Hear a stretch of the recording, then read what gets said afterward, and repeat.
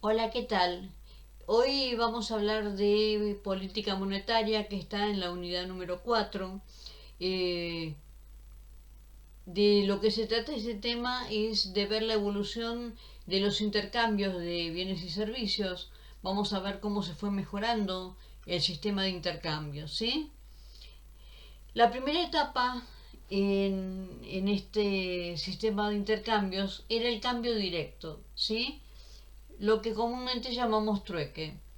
Intercambio de un bien y servicio por intercambio de otro bien o servicio, ¿sí? Eh, Esto tenía una desventaja, que era la siguiente. Si yo, por ejemplo, como abogada, quería pan, tenía que esperar para hacer este cambio directo, para hacer el trueque, tenía que esperar que el panadero necesitara un asesoramiento jurídico para intercambiarlo por lo que yo quisiera comprar en la panadería. ¿Sí? Bien, esa era la dificultad que tenía el cambio directo. Eh, Igualmente van a notar que en épocas de crisis económicas hay como una especie de vuelta al intercambio. ¿Sí? Eh, Bien, luego esto se fue mejorando y apareció el cambio indirecto. ¿Qué es el cambio indirecto? Ese cambio es el cambio de bienes y servicios por una mercancía de aceptación generalizada que a su vez se puede intercambiar por otros bienes y servicios o destinarlo al consumo. ¿Sí? Eh, entonces, esta segunda etapa significa lo siguiente. Hay una aceptación de un bien para el intercambio. A lo largo de esta evolución hubo distintos bienes que se usaron para el cambio indirecto. Por ejemplo, sedas. Bueno, el más conocido o el que más les va a sonar es la sal. Por algo nuestro sueldo se llama salario. ¿Sí? La sal como manera de intercambio. Eh, en algún lugar hasta clavos, tabaco, eh, semillas, eh, animales. Lo cierto es que esto era un avance, pero de todas maneras había que depurar el sistema, ¿sí? Porque había que ver el tema de la homogeneidad, la calidad de esos bienes de aceptación generalizada. ¿Sí? Entonces hubo como un proceso de selección. En ese proceso de selección, para el cambio indirecto, quedan el oro y la plata como mercancía de aceptación generalizada para el intercambio. ¿Sí? Eh, con todo un sistema de pesos y medidas. ¿Qué ventajas tenían el oro y la plata? La posibilidad de ser fraccionado, punto número uno. La homogeneidad, punto número dos. La durabilidad, punto número tres. Y la utilización para usos no monetarios, punto número cuatro. Homogeneidad, fraccionabilidad, durabilidad y utilización para usos no monetarios, ¿sí? Por ejemplo, una alhaja. Eh, Se siguió perfeccionando este sistema porque evidentemente resultaba incómodo andar desplazándose para el comercio con este metal, y entonces apareció la acuñación de moneda por emisores privados. Apareció la moneda mercancía, ¿sí? Estas monedas venían selladas, establecía, bueno, la cantidad de oro o de plata a la que equivalían y quién era el emisor. Así como los bancos hay más prestigiosos que otros, en ese momento, bueno, había emisores más confiables que otros, ¿sí? Acuñación de moneda por emisores privados. Era más fácil y no había que estar, bueno, pesando el metal, ¿sí? Estaba garantizado la calidad, o sea, la pureza, ¿sí? El grado de pureza, bien. Era una mercancía, en ese caso, la moneda, ¿sí? Y en ese momento la única función que tenía el Estado se limitaba a reprimir el fraude y el engaño. Es decir, que, la moneda pesara lo que debía pesar y tuviera la pureza que correspondía.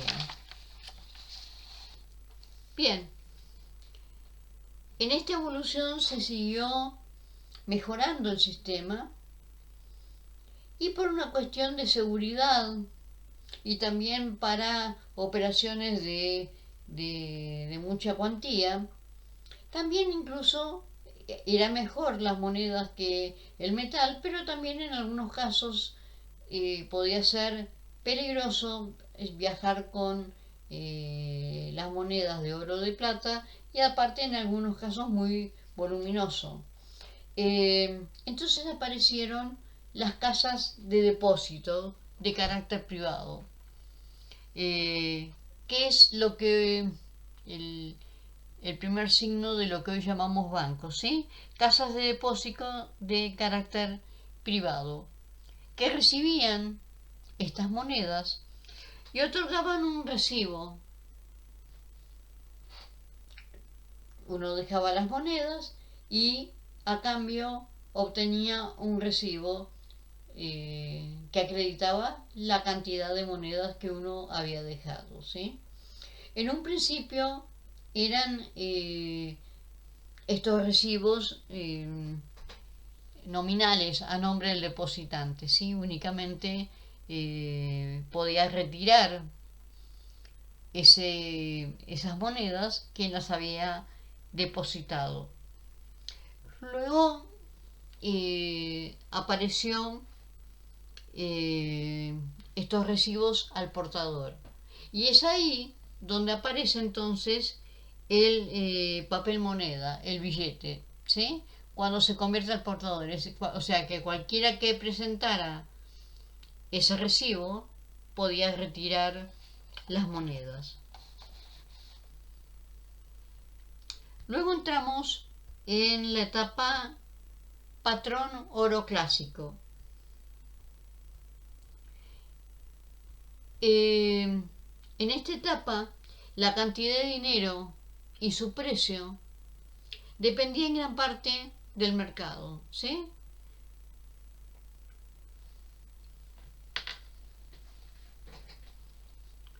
No se olviden que estamos todavía el dinero como mercancía y como mercancía tenía un determinado valor que lo regulaba el Estado. Todavía el Estado no había intervenido en todo esto. Pero justamente los estados sentían que se estaban perdiendo de algo interesante, ¿sí? Y entonces aparece en la historia la primera conferencia de Génova de 1445. Primera conferencia de Génova 1945. Y ahí se establece el monopolio por parte del gobierno de la acuñación de moneda. Sentían, por eso les digo que se habían perdido un negocio interesante, ¿sí? Entonces ya no podía haber emisores acuñación de moneda por parte de privados, sino que esto quedaba en manos de los gobiernos. Acuñación de moneda por parte de los gobiernos. ¿Se acuerdan que les dije que el Estado, la única función que tenía en ese momento era evitar los fraudes? Y eso que evitaba cuando la emisión de monedas era privada, ahora que él tenía el control de la emisión de monedas, le hizo recortes oficiales a las monedas. Es decir, contenían menos oro o plata de lo que se decía. ¿Sí? ¿Se entiende esto? O sea, lo que no se le permitía al privado, el Estado hacía ciertos recortes a la moneda, o sea, y tenía menos cantidad de oro, de plata de lo que decía, y obviamente en volumen era una forma de multiplicar el dinero, ¿sí? De manera obviamente ilegítima. Cuando se empezó a sospechar de todo esto, como hasta ese momento la opción la marcaba el mercado, vos podías preferir hacer tus transacciones en metal, o podías hacer tus transacciones en moneda, con el papel billete, pero podías pedir cambiar el papel billete. Frente a estos recortes oficiales a la moneda y frente a la desconfianza entonces en lo que estaba haciendo el Estado, para evitar que la gente masivamente cambiara esos billetes y prefiriera el metal, el Estado también monopolizó la convertibilidad, ¿sí? En organismos estatales. Ya no se podía convertir ese papel moneda, esos billetes, al portador por el metal en cualquier institución, ¿sí? Sino en organismos estatales.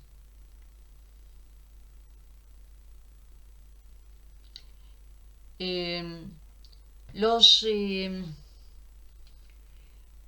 papel moneda, estos recibos al portador, se podían depositar en bancos privados. Lo que los bancos privados no podían hacer era convertirlos en metal, ¿sí?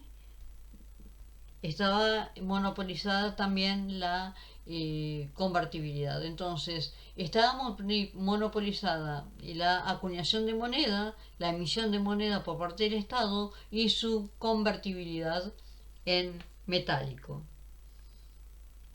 De esta manera nace un concepto que se los voy a pedir y se los voy a preguntar porque es importante, creo que cada vez más, para entender la situación de la moneda argentina. Nace de esta manera el dinero fiduciario. Una vez que el Estado entonces monopoliza la emisión monetaria y la convertibilidad, aparece el dinero fiduciario. ¿Qué quiere decir dinero fiduciario? Que es un dinero que no tiene valor intrínseco por sí mismo.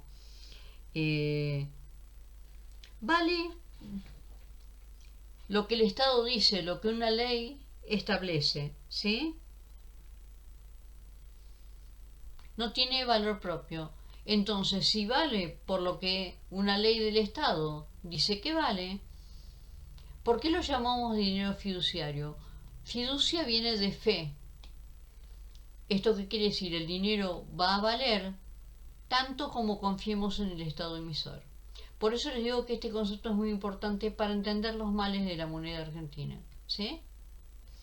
Eh, Frente a la desconfianza, insisto, que generó este monopolio por parte de los estados, se suspendió temporariamente la convertibilidad para evitar corridas masivas. ¿Sí?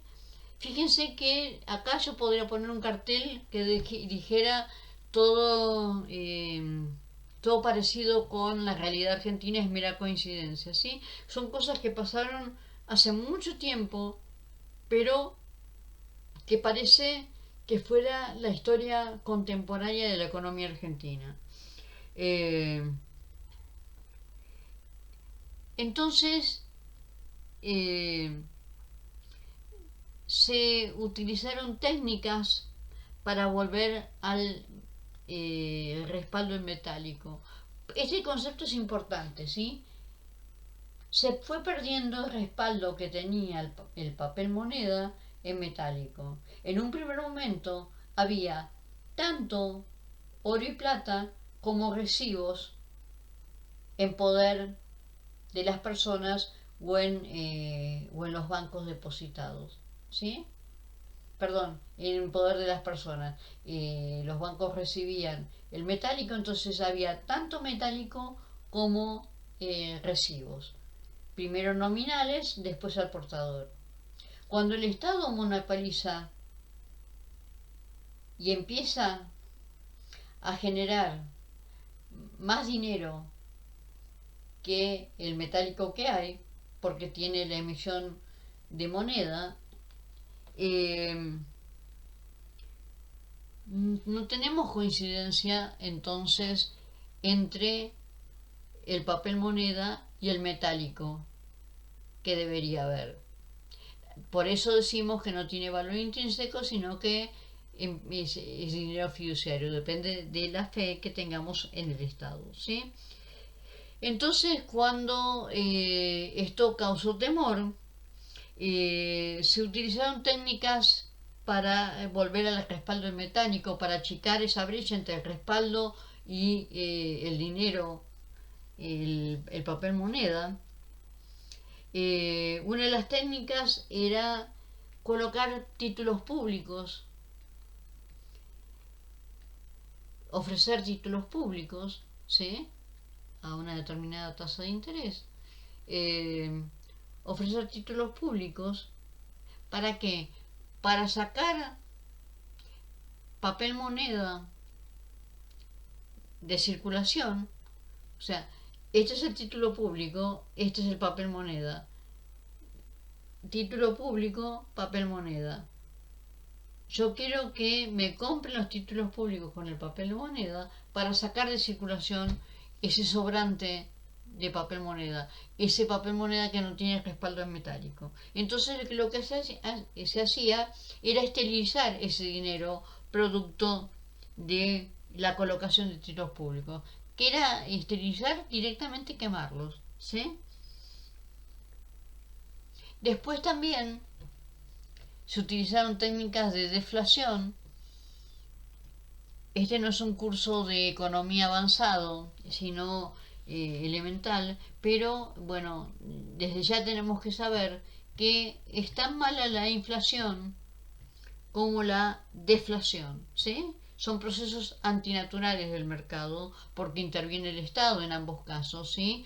Inyectando dinero o sacando dinero, pero no es bueno esto, ¿sí?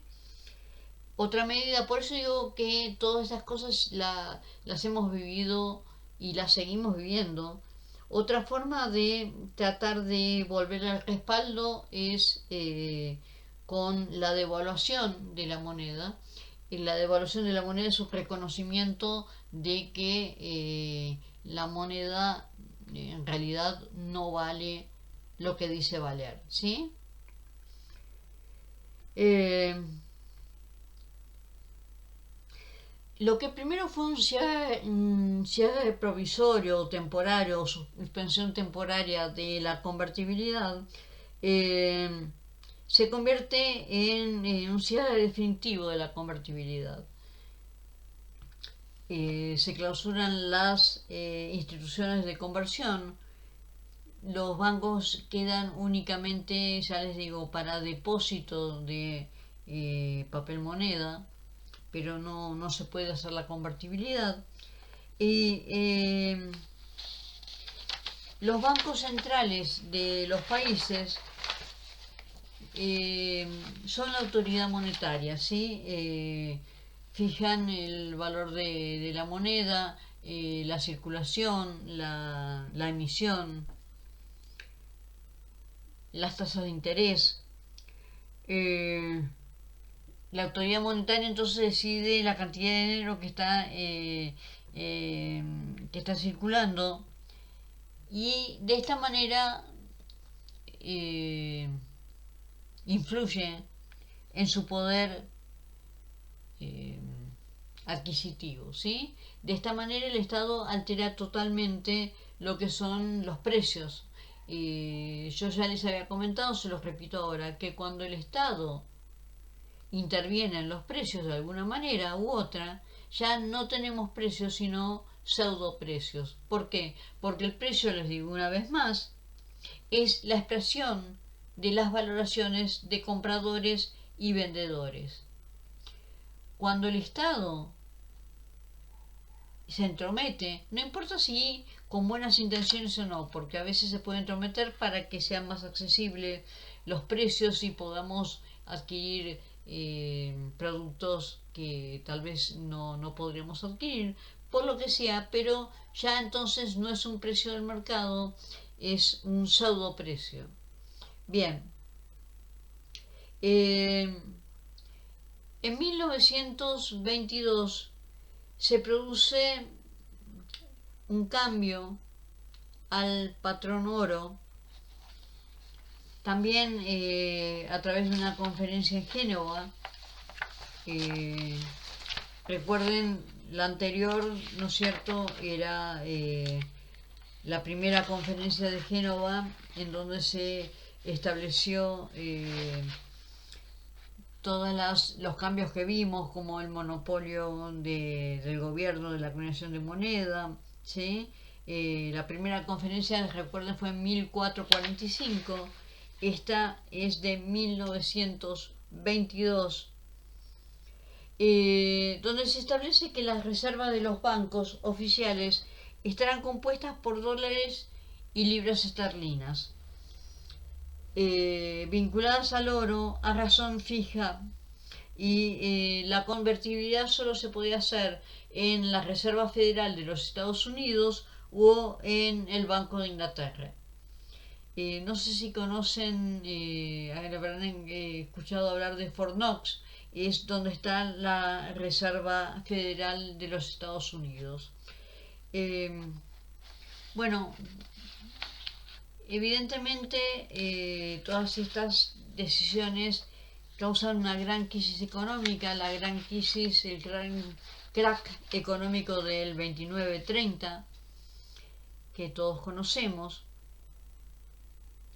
Y otro hito importante en este avance de la evolución de los intercambios de la moneda, de la política monetaria, es 1945, en lo que se llamó Bretton Woods, en atención a los dos líderes que se reunieron, ¿sí? Se creó el Fondo Monetario Internacional. 1945, en el Pacto Bretton Woods, se crea el Fondo Monetario Internacional. ¿Cuál fue el motivo o cuáles eran las finalidades? Evitar las inflaciones y las deflaciones dispares, estas montañas rusas abruptas. Se abandona la libra como moneda de reserva, queda el dólar. Se establece una paridad cambiaria de $35 la onza de oro. $35 la onza de oro.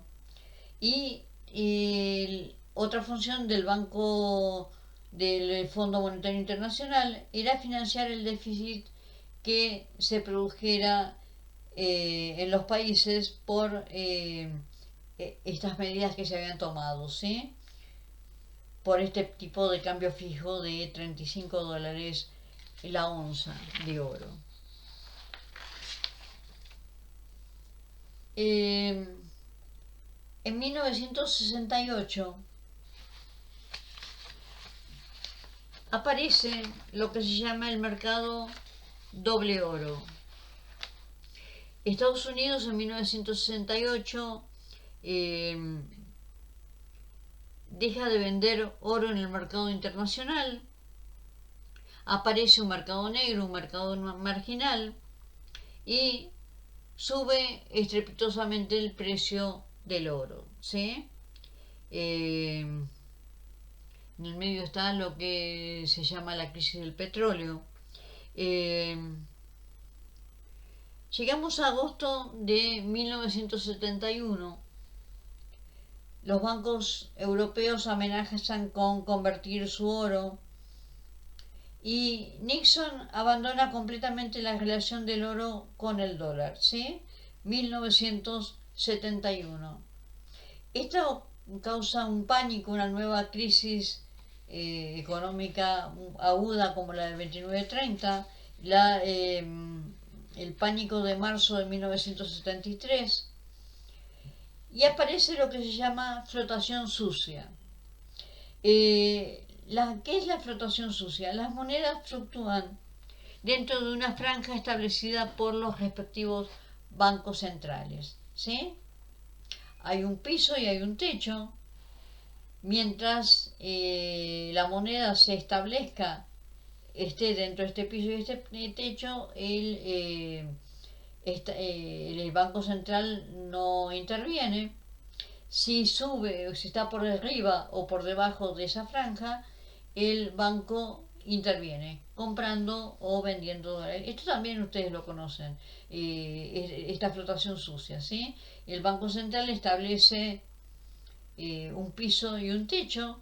Cuando el dólar pasa de ese piso o de ese techo, interviene comprando o vendiendo dólares según lo que se crea, ¿sí? Otro momento importante es 1999, momento en el que se crea lo que llamamos el G20, ¿sí?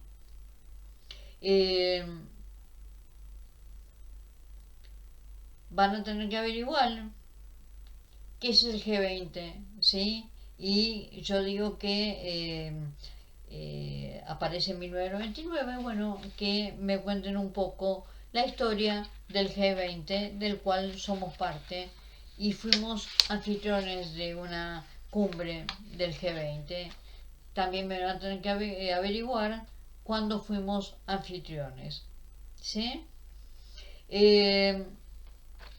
Bien, con esto doy por terminada unas breves palabras sobre política monetaria.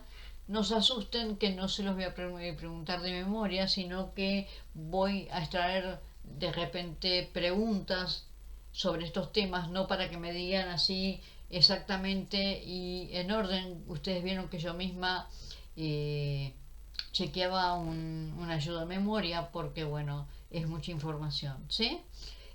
Bueno, nos vemos en la próxima clase. Hasta luego.